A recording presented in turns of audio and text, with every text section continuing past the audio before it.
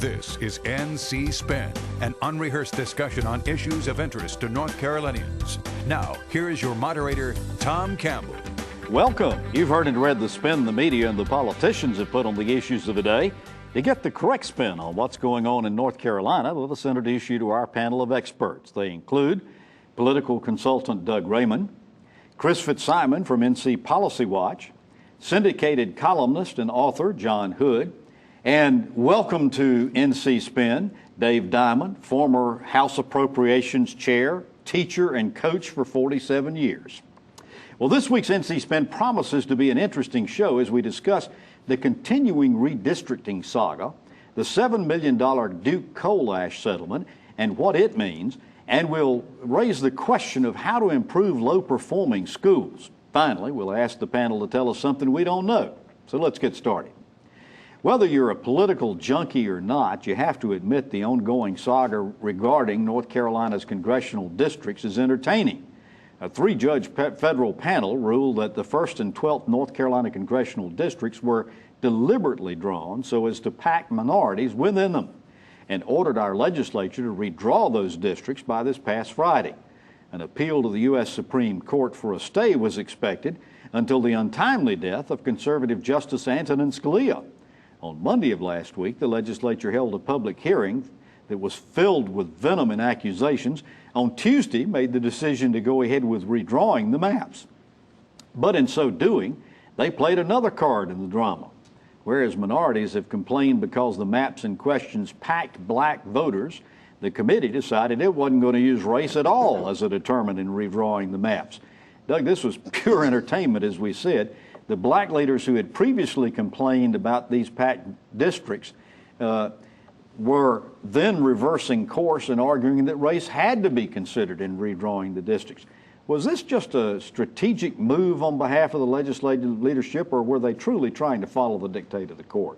I think it's some of both, and I think it falls under the big category of be careful what you wish for, because what happened here clearly is the court ruled, and there was some on the left that were saying, oh, this is going to be a good thing, but I didn't think they thought through what the next logical step may be.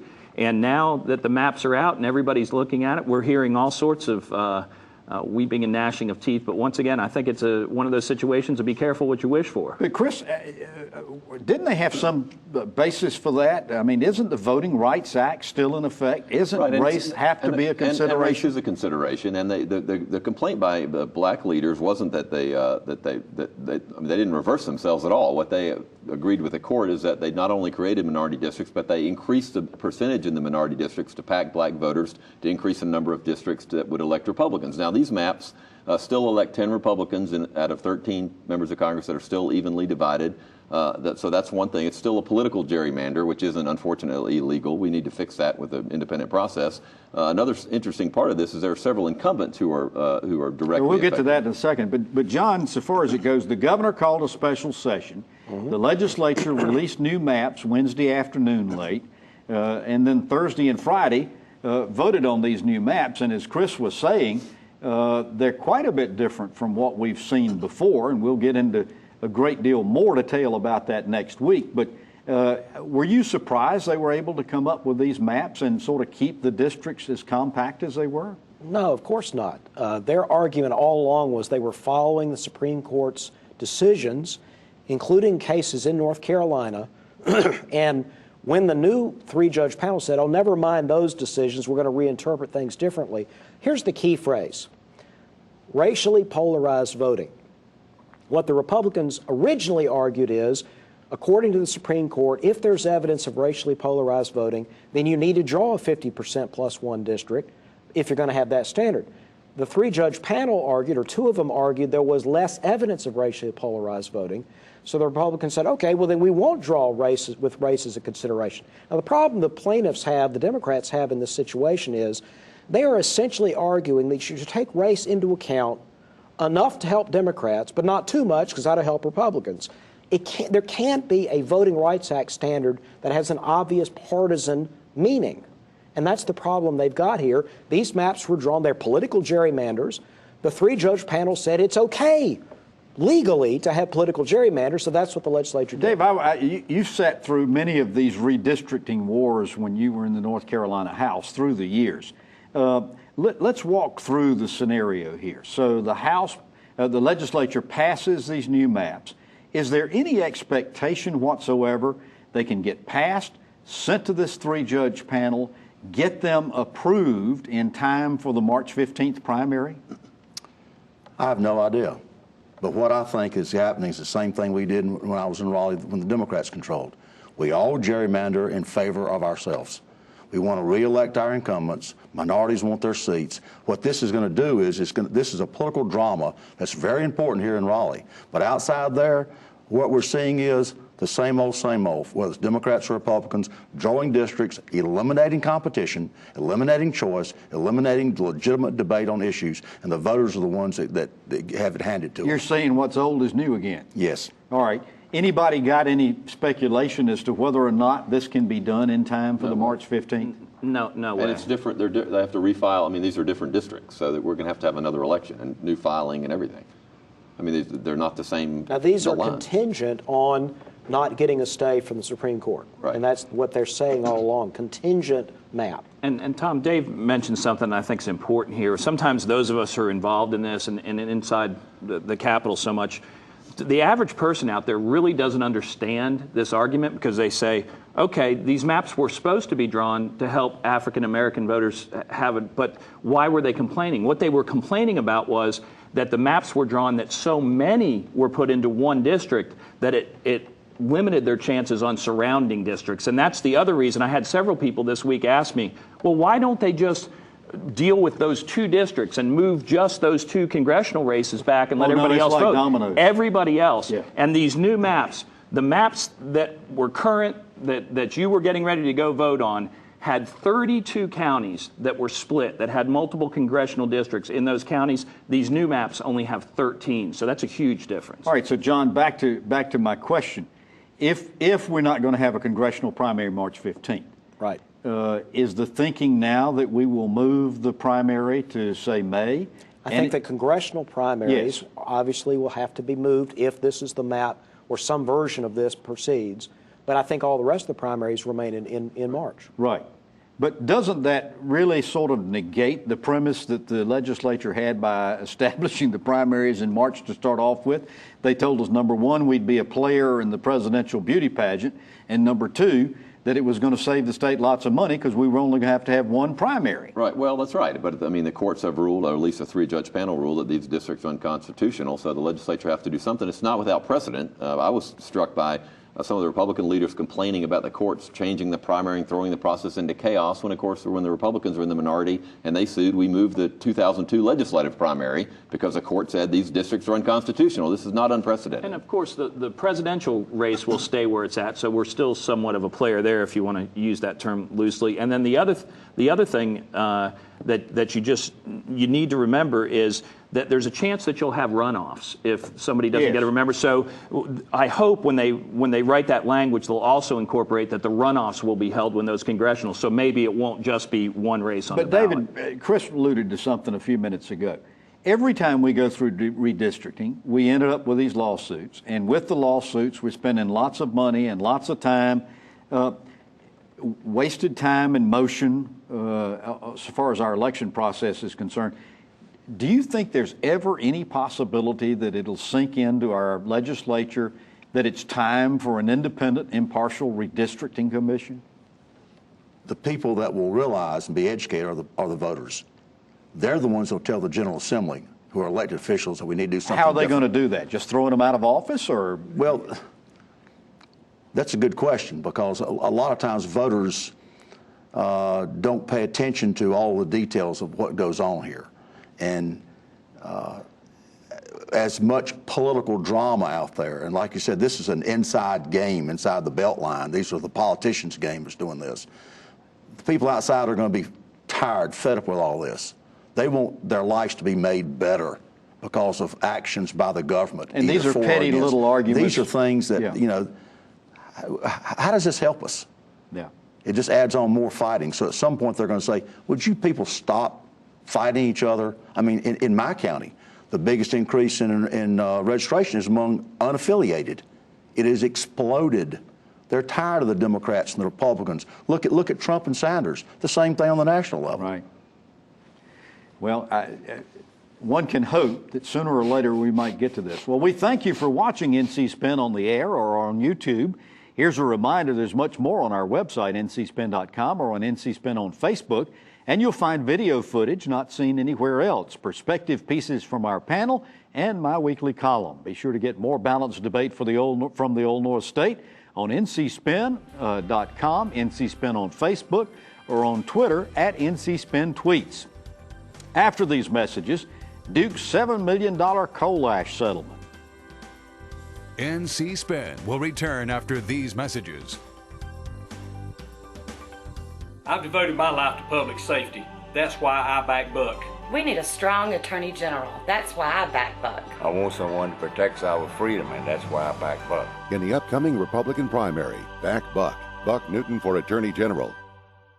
Let's prepare our state for the future by supporting the Connect NC bond.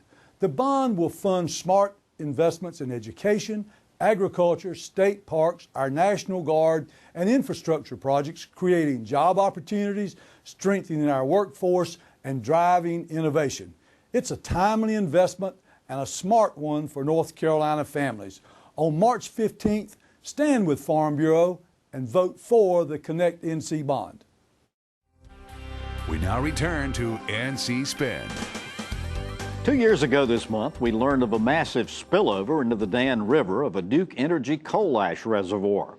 The NC Department of Environmental Quality, formerly called DENR, initially levied a $25 million fine against Duke, but Administrative Law Judge Phil Berger Jr., son of the Senate President Pro Tem, recently approved a settlement that reduced the fine to $7 million. The amount doesn't seem to upset people. What has created a firestorm, however, is the language in the settlement that appears to resolve some 14 court actions against Duke.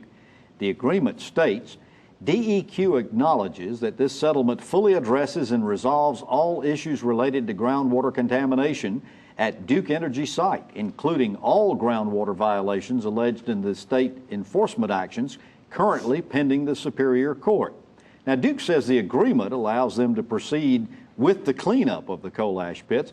Protesters say it was an end run, precluding groundwater pollution from coal ash pond lawsuits. Question one to Chris.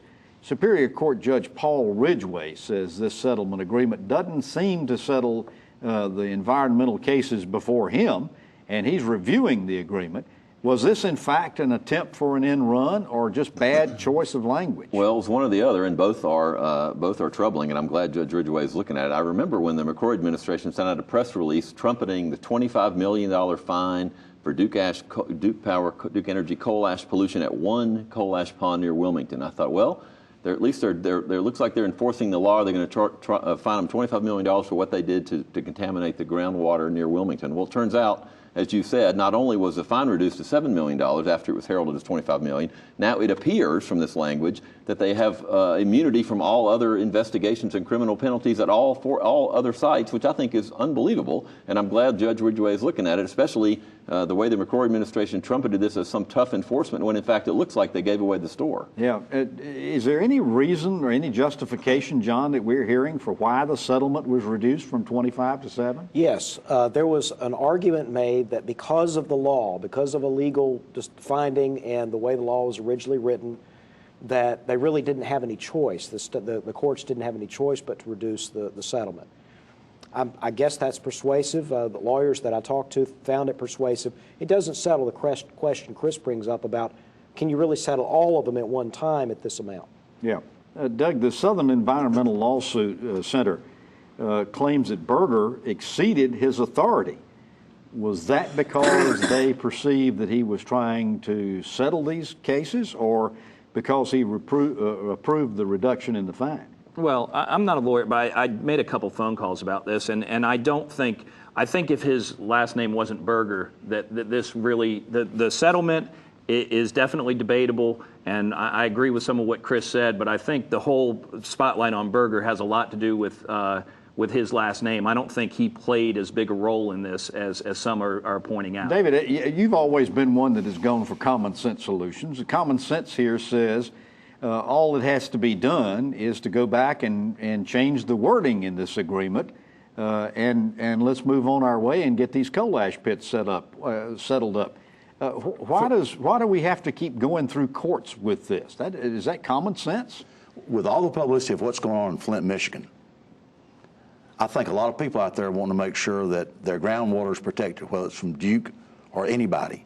And I would be very leery of lowering that 25 to 7 and stopping there and stopping all other lawsuits. I'm afraid that sometime, we're going to find out that there's somebody else, stuff is leaking into the groundwater, and we're going to come up with a terrible situation for people getting sick and similar to what they had in Flint. Yes, in Flint. I mean, that's what people on the outside are looking at, in my opinion. And is what they're worried about. Yes. Chris, the Coal Ash Commission that was formed to help get this cleanup process seems to be stalled in the water because of the constitutional fight we talked about last week between the governor and the legislature. What's it going to take to get that thing unclogged and get it moving? The General Assembly is going to have to change the appointments and follow the decision by the North Carolina Supreme Court, which I hope they do as soon as they come back to session in April and get the coal ash going. This is a very sensitive subject. We all ought to acknowledge that we're in an election year. There are a lot of, Governor McCrory used to work for Duke Energy, which I think is why his administration has to be doubly vigilant to fend off these suspicions, which I thought, which is another reason why I thought this settlement was so ill-advised, to act like you're doing something and then come back. And remember, whether it's Phil Berger Jr. or not, it was the State Department of Environmental Quality who was negotiating all this, who was pushing for all this, who were pushing for this blanket settlement of all these lawsuits, and they were part of the McCrory administration. So all the while, John, is this prohibiting coal ash cleanup, or can Duke go ahead and begin cleaning up these?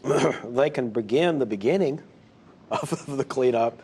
But I do think there are some outstanding legal matters that need to be cleared up before the entire process can be completed. So it behooves everybody to get this thing settled as rapidly and efficiently yes, as but possible. Duke would love it to be settled immediately for cheap. So, yes, a timely resolution is in everyone's interest. All right. That's about as far as you can go. Okay. After these messages, we're going to talk about low-performing schools. NC Spin will return after these messages. I want an attorney general that supports law enforcement, and that's why I back Buck. North Carolina needs leaders. That's why I back Buck. I believe in the Second Amendment, and that's why I back Buck. In the upcoming Republican primary, back Buck. Buck Newton for Attorney General. Connect NC, a bond initiative that makes vital investments in North Carolina without raising taxes. Connect NC is about investing in our future. It will create better job training opportunities for the 21st century. It will make our state safer and better prepared. It invests in North Carolina's community colleges and our future. And expand cutting-edge research to strengthen our ag community. All without raising taxes.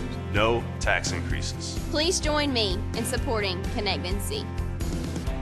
It's a fact. Patients who receive care in the medical home from a trusted family physician reduce healthcare costs through prevention, early detection, and affordable management of high-cost chronic diseases. Every dollar invested in healthcare matters. Let's invest them wisely, building on North Carolina's medical home model. Better health begins with a medical home, a trusted family physician, the best return on our healthcare investment. Learn about the importance of medical homes at OurNCHealthcare.com. Connect NC, a bond initiative that makes vital investments in North Carolina without raising taxes. Connect NC is about investing in our future. It will create better job training opportunities for the 21st century. It will make our state safer and better prepared. It invests in North Carolina's community colleges and our future. And expand cutting-edge research to strengthen our ag community. All without raising taxes. No tax increases. Please join me in supporting Connect NC. We now return to NC Spin. It's no secret that North Carolina has many great schools, but there are also too many that are low-performing schools. The question being more frequently asked today is what to do about those schools that consistently fail to deliver the sound basic education our state constitution requires. Representative Rob Bryan has proposed that the state create special achievement districts and assign principals and teachers to go into these schools. Some of these districts could convert the schools to charter schools, easing some of the rules and regulations administrators must adhere to. But critics say we don't need achievement districts, but what we need is more funding to help the lower socioeconomic conditions faced in them. Dave Diamont, in addition to serving many years in the legislature, you devoted your career in education as a high school teacher and coach. We'd be interested in learning what you think of the proposal for achievement school districts. Well, low-performing schools are usually found in areas that are poor. And we spent $14 million, and there was a report in 2011 that talked about what the problems were. The first thing is that we go back and look at that report, see what we can glean from that. And the improvements died off eventually. So you need to concentrate more than just simply This was some of the race to the top money? Yes, race to the top money. All right. And you need to concentrate more of your firepower. For instance, if it's a poor area, can we improve roads? Look at DOT. If it's an area that needs jobs, how about incentives for increasing business in that area?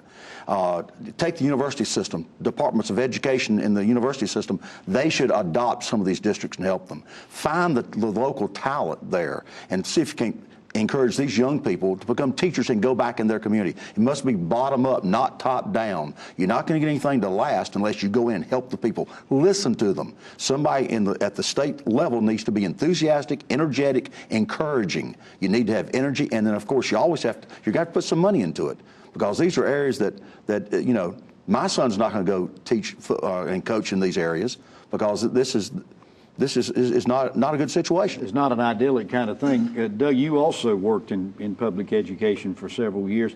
DPI is obviously, the Department of Public Instruction is obviously aware of these low-performing schools. How do you assess the job they are doing in trying to turn them around? Well, I mean, let's start off with the obvious here, that this isn't a new problem. There's always high-performing schools, there's always low-performing schools, and there's always some bureaucrat that thinks they have the answer. So I think they're doing a reasonable job. I don't think because they're a government entity, they're evil and inefficient. They try to do a good job, but you know, it's like a broken record. I think 3 or 4 times in my short history on this show we've had this discussion, and to me it goes back to this. We need to realize that especially in these low-performing areas, these kids are starting at a lower level, and we need to help them in the lower grades, making sure they're not passing on, put the resources in the lower grades, they have the foundation, and realize that not every one of these kids is going to be a doctor, lawyer, or engineer, and make sure that they have the basis coming out, and then those that can achieve will. John, the state has the authority to take over these school districts. To my knowledge, aside from Halifax, it hasn't been done. Should they be more proactive along those lines? Well, did it work in Halifax? I think the answer to that is no. So if you look at a variety of states that have made more aggressive use of take over local districts sort of policies, the evidence is mixed about whether that has any real lasting benefits. There are institutional changes that would benefit low-performing schools and all other schools. There are specific interventions like David was talking about, but thinking that there is a simple solution and people just haven't done it because they don't care is a mistake. Chris, you wrote a column recently that said that there are some innovative things that are being done. Some schools or districts are providing food banks and health clinics and other benefits to low-income families. How does this improve education? Well, it's fascinating. There's a story about a woman in Missouri, a superintendent who's then recruited to Topeka, who turned the school district around. She was sort of in all the national media. She figured out the problem with the kids is that they didn't have enough support at home, and she got the parents involved. She got the parents involved at the school. She got the parents involved with the kids. Achievement school districts, by the way, that Representative Bryan are proposing, were just recently tried in Tennessee, and they failed, and the person who ran it says it just doesn't work. So I don't think we should bring it to North Carolina. All right. After these messages, we're going to ask the panel to tell us something we don't know. NC Spin is brought to you in part by the North Carolina Farm Bureau. The Farm Bureau and Agriculture. We keep North Carolina growing. Your family physician knows your health is more than just having a personal relationship with your doctor. You must have access to clean water. You need a place to exercise like our wonderful state parks. And we must ensure the healthcare and research workforce of the future. The North Carolina Academy of Family Physicians believes that when it comes to good health, we are all in this together. That's why we support the Connect NC bonds. Vote yes to invest on March 15th and vote for the Connect NC bond.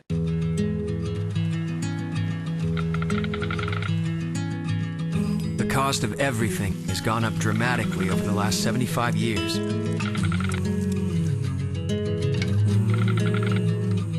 With one exception, keeping electricity affordable.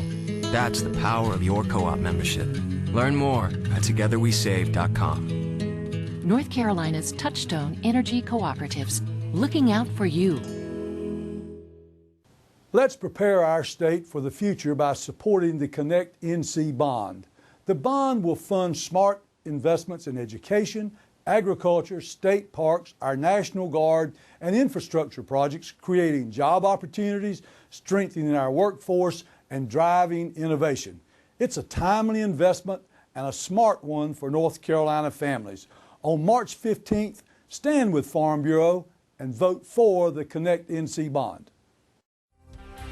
We now return to NC Spin. One of your favorite parts of the show that you tell me about everywhere we go is when we ask the panel to tell us something we don't know. They get to choose the topic and sound off on it for a few seconds. John Hood, we'll start with you. Tell us something we don't know. Tom, there was a poll recently taken by a criminal justice reform group, of a range of battleground states around the country. Now, the criminal justice questions were interesting, but I wanted to zero in on simply the question of, are you likely to vote in November? 3 states in particular had very high levels of voter interest in the 2016 election.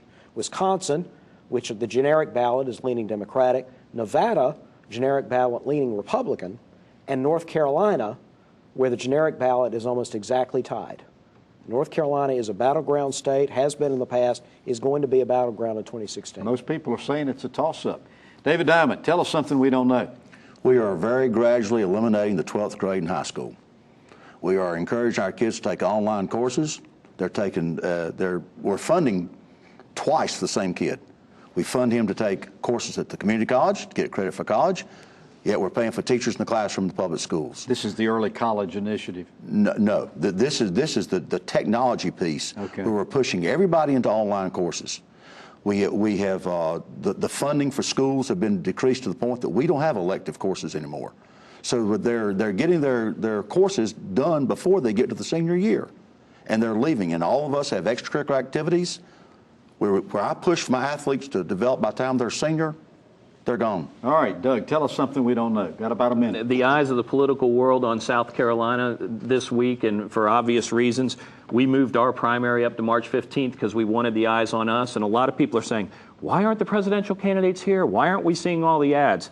A lot of legislators are saying if they could go back in time, they would make our primary a winner-take-all and not a Chris, tell us something we don't know. I've got 30 seconds. I've talked about the virtual charter experiment in North Carolina. Interestingly, 2 members of the Walton Family Foundation, very strong pro-charter people, recently said in an article in Education Week, if we got all the virtual charter kids in the United States, put them in a school district, it'd be the 6th or 7th largest district in the country and one of the worst performing. Virtual charters are, I think, a disaster, and we're going to find out about it in North Carolina. We're spending money now. Thousands of kids are going there, probably not getting a good education. All right. Well, you've heard our spin on the issues of the day. To stay informed all during the week, give your feedback, and read my weekly column, visit our website, ncspin.com, or catch NC Spin on Facebook. And join us next week when we'll have more balanced debate for the Old North State. Until then, stay informed and watch out for the spin.